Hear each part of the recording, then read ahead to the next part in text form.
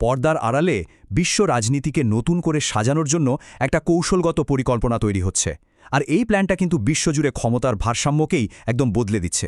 তো চলুন আজ আমরা এই পরিকল্পনার গভীরে গিয়ে দেখি ঠিক কি আছে এর ভেতরে।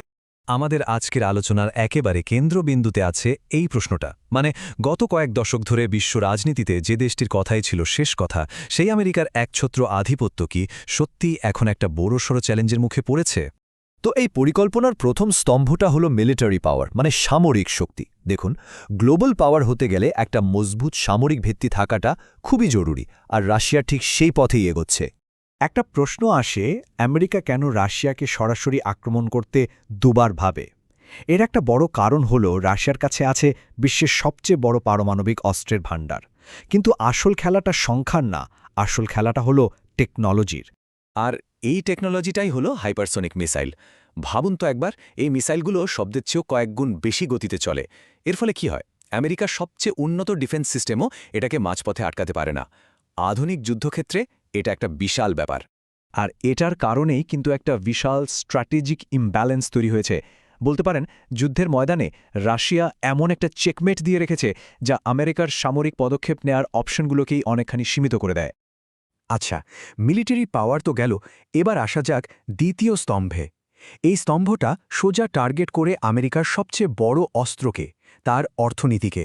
চলুন দেখি কিভাবে এই অর্থনৈতিক আঘাতের ছকটা কষা হয়েছে। সত্যি বলতে আমেরিকার সবচেয়ে শক্তিশালী অস্ত্র কিন্তু কোনো মিসাইল না, ওটা হলো ইউএস ডলার। দেখুন, বিশ্বের বেশিরভাগ বাণিজ্য হয় ডলারে, আর ঠিক এই কারণে আমেরিকা কোনো দেশের উপর চট করে অর্থনৈতিক নিষেধাজ্ঞা চাপিয়ে দিতে পারে। আর ঠিক এই জায়গাতেই রাশিয়া তার মূল চালটা চেলেছে, যাকে বলা হয় ডি-ডলারাইজেশন। এর সোজাসাপটা লক্ষ্য হল বিশ্ব অর্থনীতিতে ডলারের এই যে একচেটিয়া রাজত্ব, সেটাকে ভেঙে দেওয়া। তো এই কাজটা করা হচ্ছে কয়েকটা ধাপে। যেমন প্রথমত, রাশিয়া তার মিত্র দেশ, ধরুন চীন বা ভারতের সাথে ডলার বাদ দিয়ে তাদের নিজেদের মুদ্রায় ব্যবসা বাণিজ্য করছে। আর দ্বিতীয়ত, মার্কিন নিয়ন্ত্রিত যে ফাইন্যান্সিয়াল সিস্টেমটা আছে সেটার বাইরে একটা নতুন বিকল্প ব্যবস্থা গড়ে তুলছে। মানে লক্ষ্যটা কিন্তু একদম পরিষ্কার, বিশ্ব বাণিজ্যে ডলারের ভাগ কমিয়ে এনে অন্যান্য মুদ্রার ব্যবহার বাড়ানো। এতে কি হবে?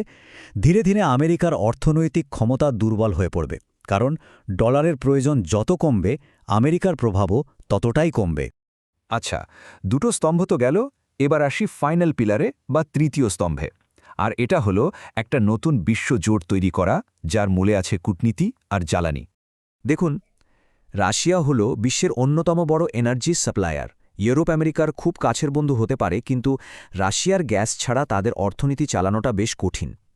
আর এই জ্বালানি নির্ভরতাটাই কিন্তু আমেরিকার পশ্চিমা জোটের ভেতরে একটা ফাটল তৈরি করে আর রাশিয়ার প্রভাব বাড়াতে সাহায্য করে।